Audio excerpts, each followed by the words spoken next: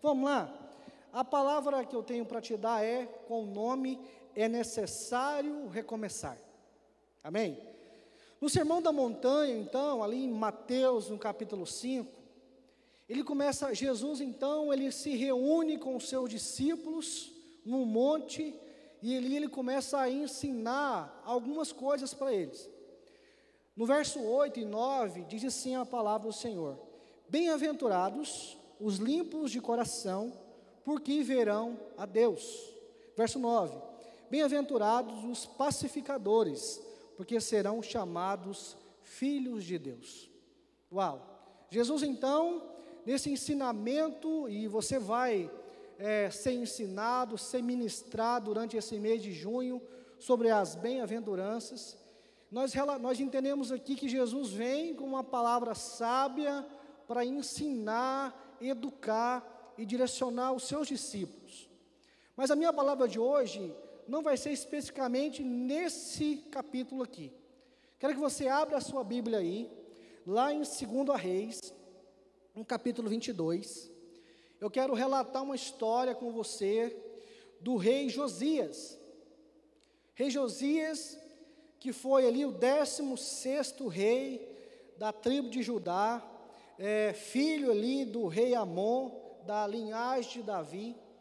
Ele viveu aquilo que Jesus, aqui nos evangelhos, declarou: bem-aventurados os limpos de coração, porque verão a Deus. Você vai entender daqui a pouco comigo, por que eu introduzi ali Mateus 5, e por que nós vamos falar sobre o rei Josias.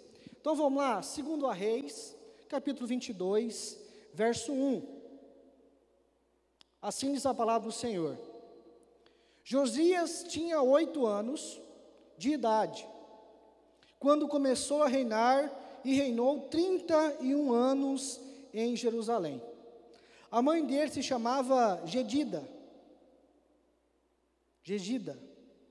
e era filha de Adaías de Boscate.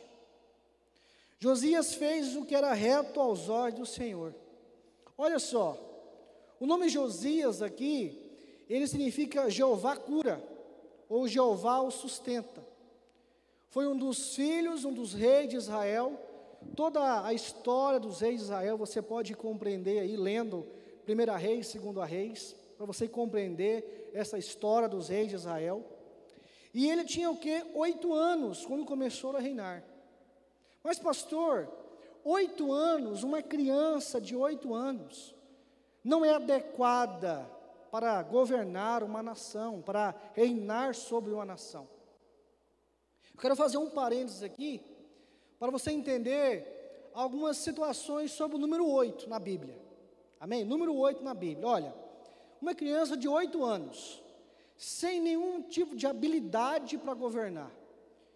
Por que Deus escolheu então Josias para fazer algo novo na história de Israel? Número 8 na Bíblia tem o seu significado. O número 8, ele tem uma expressão de recomeço, uma expressão de um tempo novo. Então o número 8, ele está relacionado a um novo começo, a um novo tempo, uma nova aliança, um novo caminho. Por exemplo, quantos dias o primogênito tinha que ter para ser circuncidado? 8 dias, não é isso? 8 dias, o primogênito tinha que ter 8 dias para ser circuncidado. O que mais? Número 8. O que é essa nova aliança da circuncisão? Ela traz o quê? Uma nova identidade. Bom, por exemplo, para título de curiosidade, quantos livros tem a nova aliança, o Novo Testamento? 27. Quantos autores são? 8. 8 autores. Olha, Mateus, Marcos, Lucas, João, Paulo, Tiago, Pedro e Judas. 8. 8 autores que escreveram então os evangelhos. Paulo com as cartas, João com a revelação do Apocalipse, Pedro, Judas. Então, 8. Davi era qual filho da sequência de Jessé? O oitavo. O oitavo filho de Jessé foi escolhido por Deus para ser rei sobre Israel. Um recomeço depois do trono de Saul. Olha só, Davi, o oitavo filho. Quando Samuel chega à casa de Jessé com um chifre, com óleo, para ungir o rei de Israel, Jessé coloca na frente dele 7 filhos, na frente do profeta. E ele pergunta o quê? Tem mais algum aí? O oitavo filho da casa de Jessé foi o escolhido. Isso está lá em 1 Samuel, no capítulo 16, verso 10 e 11. Assim Jessé fez passar os seus 7 filhos diante de Samuel, porém Samuel disse a Jessé: o Senhor não escolheu nenhum desses. E perguntou a Jessé: estes são todos os seus filhos? Jessé respondeu: ainda falta um, o mais moço, e ele está apacentando as ovelhas. Então Samuel disse a Jessé: mande chamá-lo, pois não sentaremos à mesa até que ele venha. Então, número 8, ele vem para trazer uma situação, uma expressão de recomeço. Recomeço. Repita comigo assim, ó: é necessário recomeçar. Não, mais forte, você que está na sua casa, com a sua família, é necessário recomeçar. Mas Deus escolheu um menino de 8 anos para recomeçar algo em Israel. Como explicar tudo isso? Tenho certeza que hoje é um dia de recomeço para muitos aqui, amém?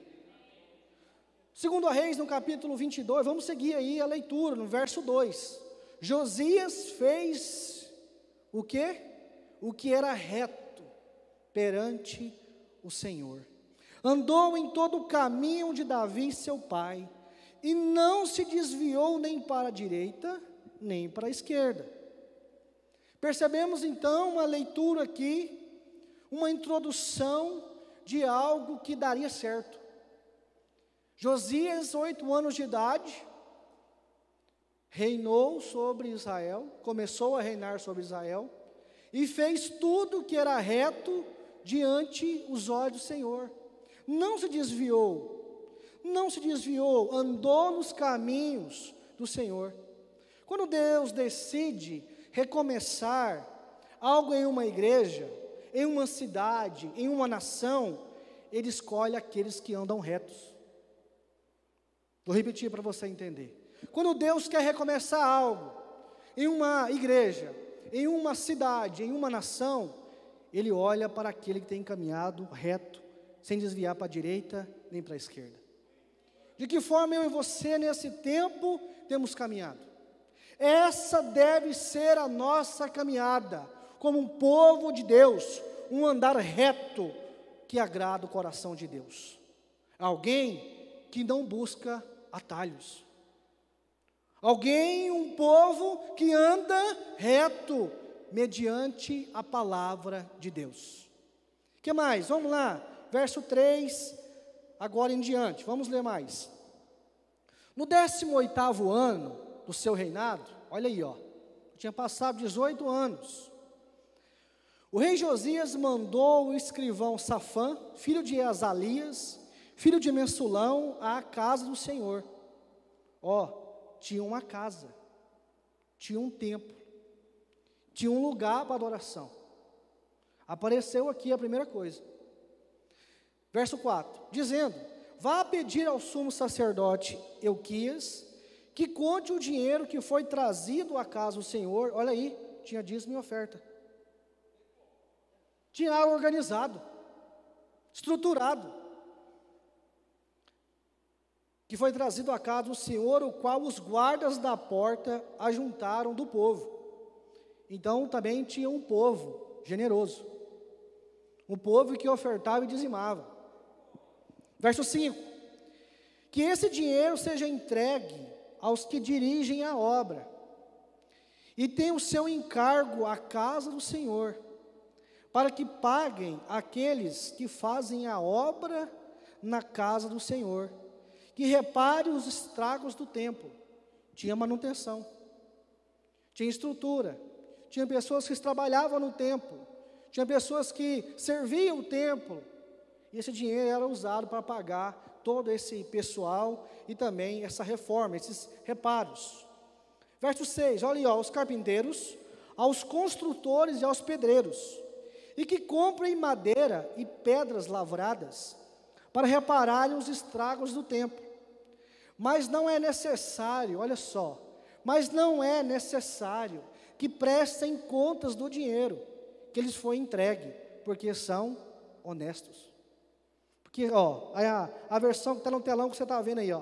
Porém, não se pediu conta do dinheiro que se lhes entregara nas mãos, porquanto procediam com fidelidade. Um rei, um recomeço, uma estrutura religiosa, uma estrutura de templo, um sumo sacerdote, uma casa, dízimo, oferta, reparo e fidelidade do povo. Tudo certo. Uau! Está tudo certo, não está? Não está tudo certo? Imagina, o rei, pedindo para reparar o templo, dinheiro ali o tempo todo, comprando pedras lavradas, madeiras, para reparar os estragos do templo. As pessoas fiéis procediam com fidelidade que nem precisava contar, nem prestava conta. Tudo certo, podemos caminhar. Mas nós observamos algo. O que nós observamos aqui? Um rei que tinha amor à casa de Deus. O que nós observamos aqui? Ele se dispunha em reformar a casa de Deus. E vimos também um povo compromissado com a obra. Uau! Tem aqui, pastor Marco, a gente observa o quê? Uma estrutura de governo. Sacerdote, tesoureiro, o rei, o povo, o templo, tudo certo. A nação tinha religião, a nação tinha um templo, a nação tinha uma liturgia, mas faltava algo. Faltava algo para essa igreja. Tinha homilia, existia fidelidade, mas ainda faltava algo. Faltava alguma coisa para essa igreja. Vamos lá então no verso 8. Você vai começar a compreender comigo. Então o sumo sacerdote Ilquias disse ao escrivão Safã, olha aí, ó, começa a mudar. Achei o livro da lei na casa do Senhor.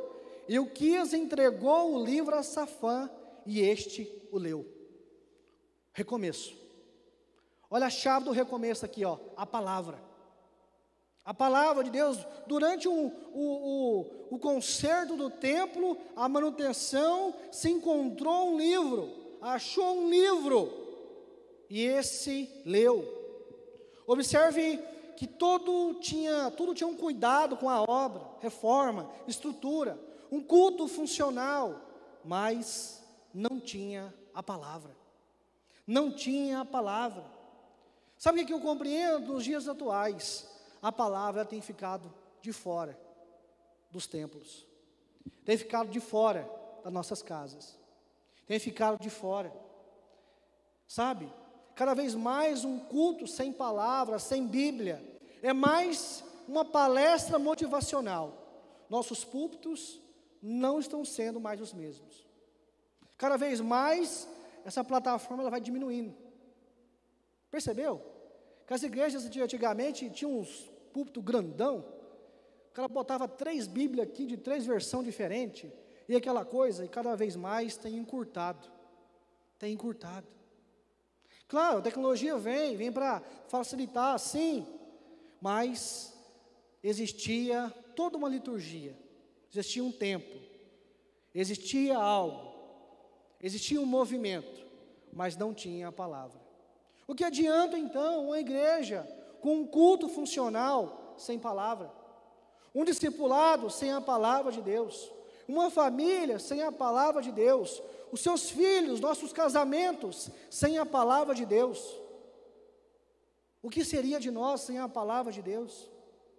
Precisamos voltar e é necessário recomeçar um evangelho puro e simples. Amém?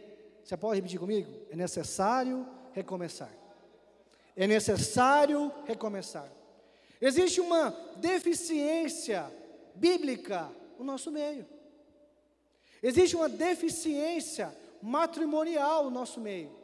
Existe uma deficiência financeira no nosso meio. Porque muitas vezes queremos ler muitos artigos, queremos ler muitos livros de autoajuda, mas não lemos a palavra de Deus. Sabe, cada vez mais homens rasos, sem conteúdo bíblico, que compreendem de uma forma distorcida a respeito de autoridade na sua casa, a respeito de submissão à sua esposa, filhos que não obedecem mais os pais, ovelhas que não escutam mais a voz do pastor, sociedade que não respeita mais as autoridades. Sabe o que é isso? Deficiência bíblica. Você vai pegar os 10 mandamentos, está lá, honra pai e mãe. Você vai lá em Provérbios, ensina a criança no caminho que deve andar. Você vai em Efésios, Paulo ensina a respeito dos deveres conjugais, os deveres familiares. Você vai em Romanos, ali, Paulo ensina aos romanos sobre a questão da autoridade. Deficiência bíblica. Repita comigo, é necessário recomeçar. Você pode ser mais convicto, é necessário recomeçar. Continuando, 2 Reis 22, verso 9. Então o escrivão Safã foi falar com o rei e lhe deu o relatório, dizendo: os seus servos contaram o dinheiro que estava na casa do Senhor e entregaram nas mãos dos que dirigiram a obra e tem seu encargo a casa do Senhor. Depois do escrivão Safã anunciou ao rei: o sacerdote Ilquias me entregou um livro. E Safã leu diante do rei. Mais um recomeço. Verso 11. Quando ouviu as palavras do livro da lei, o rei rasgou as suas vestes. Vamos entender isso? Qual era a postura do rei antes do livro? Servir, compromissado com a obra. Mas qual foi a postura do rei quando se encontrou com a palavra? Humilhação. Eu não sou ninguém, eu não sou nada. Uma atitude de humilhação, rasgou as suas vestes, entendeu a palavra da lei, o amor ao rei, o amor do rei para as coisas de Deus, não tinha mudado ainda seu coração. Quando ele ouviu as palavras do livro, ele foi totalmente transformado, se humilhou, rasgou as suas vestes. Sabe o que eu compreendo com isso? Deus não está preocupado com a sua posição, Deus está preocupado com o nosso coração. Deus não está preocupado se você está envolvido com louvor, com a célula, com a igreja, não, com os projetos sociais, não. Deus está preocupado com o teu coração. Uma palavra viva que gera arrependimento, que gera cura. Ah, pastor, mas se eu envolver com as coisas da igreja, Deus muda. Sim, Deus muda, se você permitir que a palavra de Deus entre ao teu coração. O que mais que eu vou compreendendo aqui, ó? Verso 12, continuando aí, 2 Reis 22. Então deu ordens a Ilquias, o sacerdote, a Aicão, filho de Safã, a Aquibor, filho de Micaías, a Safã, o escrivão, e a Asaías, servo do rei, dizendo: vão consultar o Senhor por mim, pelo povo e por todo o Judá, a respeito das palavras deste livro que foi encontrado.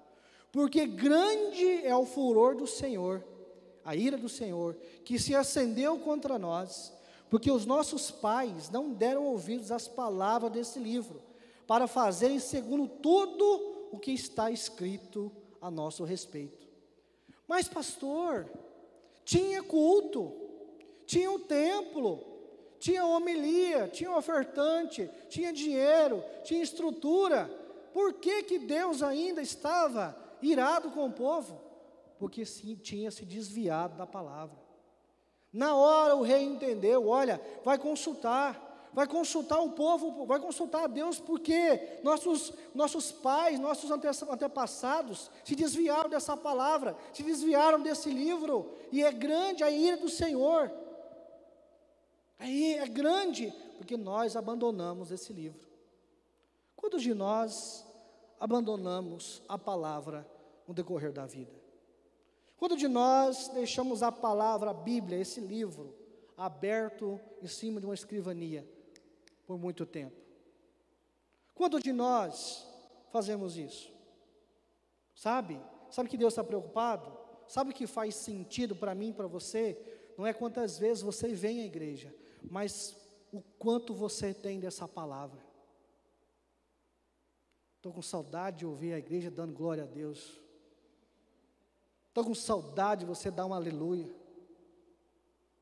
O que importa não é quantas vezes você vem à igreja, em quantas conferências você participa, em quantas escolas você entra, mas o quanto você tem dessa palavra no teu coração. O rei entendeu sobre isso. O rei entendeu. Repita comigo, é necessário recomeçar. É necessário recomeçar. Agora vamos lá para o capítulo 23. Essa só a introdução, viu? Daqui a pouco começo a pregar, tá? Capítulo 23, verso 1, de 2 Reis. Então o rei deu ordem, e todos os anciões de Judá e de Jerusalém se ajuntaram a ele. O rei subiu à casa do Senhor, e com ele foram todos os homens de Judá, todos os moradores de Jerusalém, os sacerdotes, os profetas, e todo o povo, desde o menor até o maior.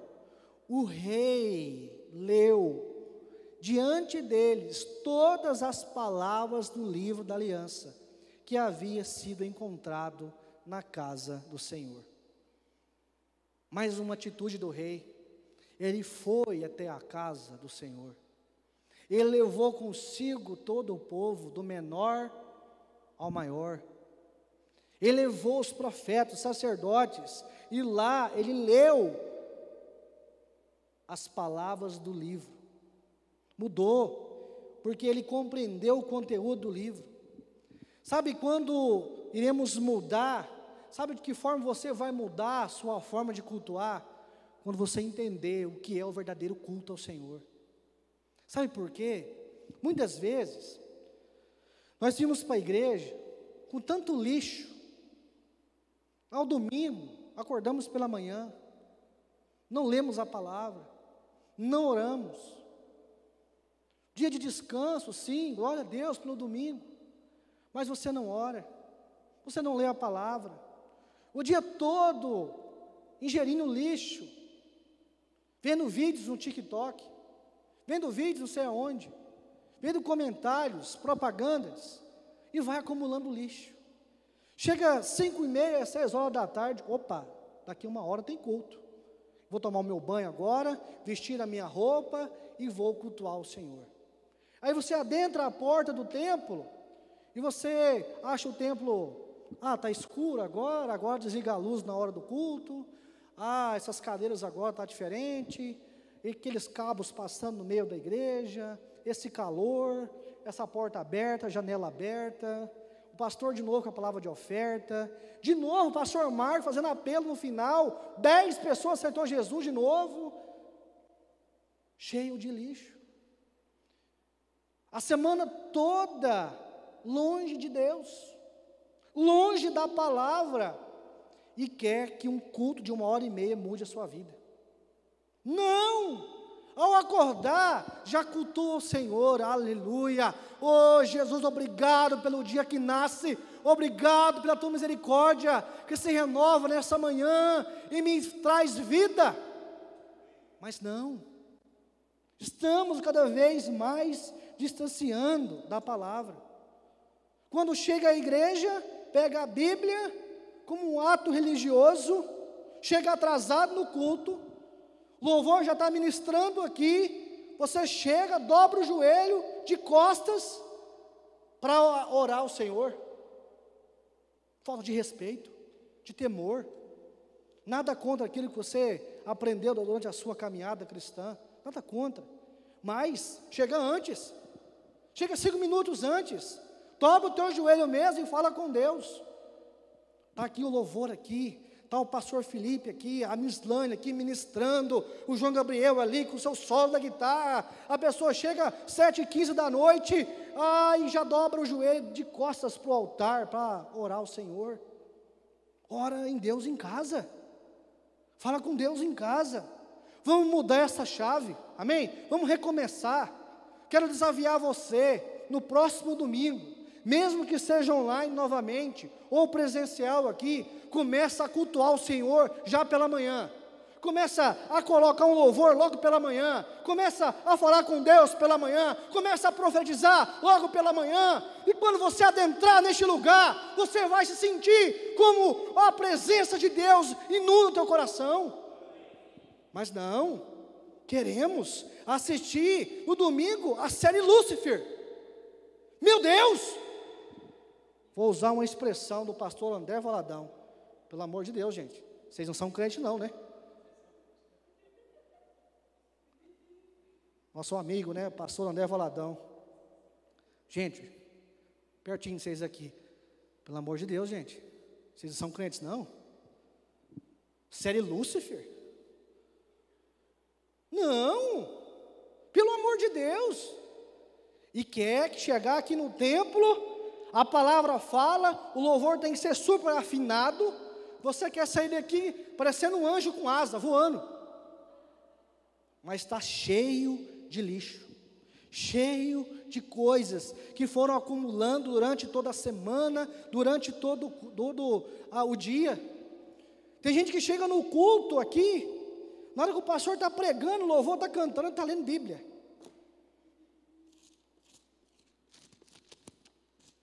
Escutando o barulho aí em casa? Folheando. Eu ouvi de um pastor um dia que me pediu uma referência, e eu fazia assim, cabelo, barulhão, e falava assim, bem que o meu pai falava, onde há trovão não há chuva. Olha só. É necessário que nós mudarmos a nossa postura diante de Deus. Mudarmos a nossa postura. Josias mudou a postura. Chamou o sumo sacerdote. Chamou o povo para ir até a casa do Senhor. E essa mudança, ela atraiu todo o povo, do menor ao maior. Ele atraiu, ele mudou a postura. Verso 23, 2b, fala o quê? E com ele foram todos os homens de Judá, todos os moradores de Jerusalém, os sacerdotes, profeta, todo o povo, desde o menor até o maior. Todo o povo cultuar o Senhor. É necessário recomeçar. Amém? É necessário recomeçar. Primeira coisa, então, que eu quero deixar para você, para recomeçar, uma postura para recomeçar. Transmita o conteúdo bíblico a todos. Transmita conteúdo bíblico a todos. Verso 23, capítulo 23, verso 2. E o rei leu a todos as palavras do livro. A palavra, ela deve ser lida não somente aqui no templo, mas deve ser lida na nossa casa. Deve ser lida no nosso trabalho, nas escolas. Durante 2 anos, um pessoal, nós fizemos um trabalho de evangelismo no presídio aqui da cidade. E nós tínhamos livre acesso, uma vez por mês, ao presídio da cidade. Entrávamos em um lugar especial, durante 1 hora, a gente fazia um louvor. Isso não quer dizer que eu cantava, tá? Deixar bem claro, alguém cantava e tocava. Nem dançava também lá, tá? Você sabe como é que é, não como que eu danço, né? E esse tapete, eu olho para ele, olha para mim, eu olho para ele, olho para mim. Você lembra disso, né? Então, e ali durante 1 hora, a gente cultuava o Senhor ali. Liberava a palavra na vida daqueles. Mas um dia, eu pedi a oportunidade para pregar em uma escola. E as portas foram fechadas. Por que essa discrepância? Por que nos presídios podem e nas escolas não podem? Ou não podiam antes? Porque hoje já há um acesso maior ao Evangelho. bíblico dentro das escolas. Por quê? Valores distorcidos, valores que não agregam. Então, transmita a palavra de Deus a todos. Segunda coisa, transmita a necessidade de uma nova aliança, de um recomeço. Olha só, 2 Reis 23, no verso 3. O rei se pôs em pé junto à coluna e fez aliança diante do Senhor para o seguir, guardar os seus mandamentos, os seus testemunhos, os seus estatutos, de todo o coração, de toda a alma, cumprindo as palavras dessa aliança que estavam escritas naquele livro. E todo o povo concordou com a aliança. O nosso conhecimento profundo com a palavra nos faz caminhar em um nível maior de aliança com Deus, um novo nível de entendimento, um novo nível de revelação e um novo nível de intimidade. A palavra de Deus, ela não está sendo mais lida dentro dos nossos lares. Não se lê mais a palavra de Deus quando se chama para fazer um aniversário. Claro, não está podendo fazer aniversário agora, aglomeração e tudo, mas já reparou como que eram os aniversários antigamente? Pastor Felipe, seu pai já fez muito aniversário, não fez? Pastorzão Isaac. Palavra, meia hora de palavra, meia hora de hino da harpa, para depois orar pelo aniversariante. Palavra. Agora não, sempre algo a mais. Não, é festa de crente, mas sempre tem uma cervejinha ali, frigobar, porque tem aqueles amigos que bebem. Vamos deixar a cervejinha lá. Quando o pastor for embora, nós abre a cerveja. Muda a postura, igreja do Senhor. É tempo de mudarmos a postura. Que mais? Terceira coisa que esse rei fez, ele reorganizou o culto. Ele reorganizou o culto através da santificação. Através da santificação. Lá no verso 21 do próprio capítulo 23, diz: o rei deu ordem a todo o povo, dizendo: celebrem a Páscoa ao Senhor, o Deus de vocês, como está escrito neste livro da aliança.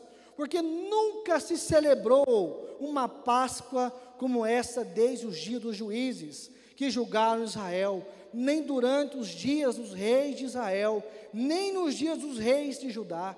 Houve uma reestruturação do culto, através da santificação, através do conhecimento da palavra. A nossa forma de cultuar muda, a nossa forma de excelência muda, a nossa forma de compromisso muda, a nossa forma de ver com seriedade a obra do Senhor muda. Josias entendeu, olha, de qualquer jeito não, de qualquer jeito está na casa de vocês, aqui não, aqui é do jeito de Deus. Se quiser fazer lá na casa de vocês, lá você faz do jeito que vocês quiserem, mas aqui não, aqui é do jeito de Deus. Vocês podem fazer lá, sabe? Para servir tem que haver o quê? Santidade. Tem que ver o quê? Preparação. Tem que ver o quê? Propósito. Tem que entender o processo. Muitos usam o púlpito para crescimento pessoal, para sucesso ministerial, para benefício emocional, financeiro e até sexual. Pastores que usam o microfone e essa câmera que fica à frente para matar as ovelhas, para sucesso pessoal, para repreender. Não, tem que haver atitude, tem que haver mudança, tem que haver santidade. A subir nesse altar para dançar, você que está me vendo agora e dança, santidade. Estiver na prática do pecado, não sobe mais não. Confessa primeiro o teu pecado, deixa ele, tá bom? Louvor, ministros, instrumentistas, que estão vivendo na prática do pecado, sobe não, para, procura o seu líder, seu pastor, estou assim, discipulador, estou assim, ora comigo, quero confessar isso, pastor, eu quero servir, eu quero me tornar pastor desse ministério, amém, glória a Deus. Mas deixa eu te dar uma palavra lá em 1 Timóteo capítulo 3, verso 1, fiel é a palavra. Se alguém deseja o episcopado, excelente obra almeja. É necessário, pois, que o bispo seja irrepreensível, esposo de uma só mulher, moderado, sensato, modesto, hospitaleiro, apto para ensinar, não dado ao vinho, viu? Nem violento, porém cordial, inimigo de conflitos, não avarento, que governe bem a sua casa, tá bom? Que governe a sua casa, criando seus filhos sob disciplina, com todo respeito. Pois, se alguém não sabe governar sua própria casa, como cuidará da igreja de Deus? O bispo não seja recém-convertido, para não acontecer que fique cheio de orgulho, porque o orgulho mata. O orgulho destrói relacionamento. O orgulho distancia as pessoas e incorra na condenação do diabo. É necessário também que ele tenha um bom testemunho dos de fora, a fim de não cair de desonra e no laço do diabo. Gente, tome água aqui. Deixa eu dizer algo para você. A respeito de finanças. Tem um casal aqui me vendo. O Wesley e a Jovita está aqui servindo hoje aqui. Organizou aqui essa mesa linda aqui que está aqui. Eu já falei para ele, já falei para algumas pessoas. Falei para a Thaís algo interessante. Todas as vezes que subo aqui para fazer uma palavra, para ministrar uma palavra de oferta, para ministrar num culto, eu paro antes, na semana, e verifico se eu estou devendo a alguém. Sério. Eu ligo, mando mensagem, e aí, está alguma coisa aberta aí? Né? Está aqui também, conosco aqui, ó, está aqui a minha gerente lá, a Raquel. Raquel sabe todas as minhas movimentações financeiras. Sabe. Eu ligo, e aí, estou devendo para você? Tem alguma coisa aberta aí? Tem alguma situação? Sabe? Porque é necessário ter posturas diferentes. É necessário dar bom testemunho para os de fora. Sabe, eu não entendo, gente. Entenda bem, por favor. Receba essa palavra pastoral para a tua vida. Posta foto sensual e posta versículo bíblico. O Senhor é meu pastor e nada me faltará. Não preciso falar nada para você não, né? Vocês não são crentes não, né? Não, fala a verdade para mim, por favor. Posta foto sensual nas redes sociais, como algo estampado, um cabide de demonstração. Ainda posta versículo bíblico. Vocês não são crentes não, né? Pelo amor de Deus. Olha, entenda bem. Eu não entendo ainda, pastores que estão me escutando. Vai dar o que falar essa palavra, gente. Vai dar o que falar. Mas é necessário falar. Tem gente que vem na igreja quando está escalado para cantar e tocar. Tem gente que vem na igreja só para cultuar o Senhor quando está escalado para pregar. Quando vem para servir a rede. Vocês não são crentes não, né, gente? Quarta e última coisa, louvor quiser subir. Quarta e última coisa que esse rei fez. Ele retirou a religião, o espírito de idolatria. 2 Reis 23, verso 24 diz: Josias também eliminou os médios, os feiticeiros, os ídolos do lar, os ídolos e todas as abominações que se viam na terra de Judá e em Jerusalém, para cumprir as palavras da lei, que estavam escritas no livro, que o sacerdote Ilquias havia achado na casa do Senhor. Vimos que no início, que o povo tinha uma religião, o povo tinha um templo, o povo tinha um culto, só que o povo não praticava e não agradava a Deus. Depois do livro, toda a postura mudou. Logo depois que o rei ouviu a leitura do livro, ele deu ordem ao sacerdote para consultar a Deus e foi falar com a profetisa chamada Hulda. Isso mesmo, Hulda. 2 Reis 22, 15 a 17. E ela lhes disse, a profetisa: assim diz o Senhor, o rei, o Deus de Israel, digam ao homem que os enviou a mim, assim diz o Senhor, eis que trarei desgraça sobre este lugar, e sobre os seus moradores, a saber, todas as palavras do livro que o rei de Judá leu, por terem me abandonado e queimado incenso a outros deuses, para me provocarem a ira com todas as obras das suas mãos. O meu furor se acendeu contra este lugar e não se apagará. Havia ídolos, havia abominações. A estratégia de Satanás para o tempo de hoje é tirar a Bíblia da igreja, é tirar a Bíblia dos nossos lares, retirar a Bíblia das escolas, sabe? Quero desafiar você, a partir de hoje, joga o seu ídolo fora, joga o seu amuleto fora, joga o seu vício fora. Sei que um dia que foi viciado na questão do alcoolismo, foi alcoólatra, joga aquilo que está lá na sua estante, lá, os whiskies, as tequilas, joga fora. É um ídolo para você, é um ídolo para você estar lá, toda hora você passa e vê aquilo lá, joga fora isso, joga fora a imagem, joga fora o amuleto, joga fora. Todos nós sabemos que o Senhor vai dar para esse ministério uma grande estrutura, para pastorear uma cidade, um estado e uma nação. Mas não é a estrutura que muda, uma cidade, e sim a palavra de Deus, que te chama, que nos chama hoje ao arrependimento e nos chama à santificação.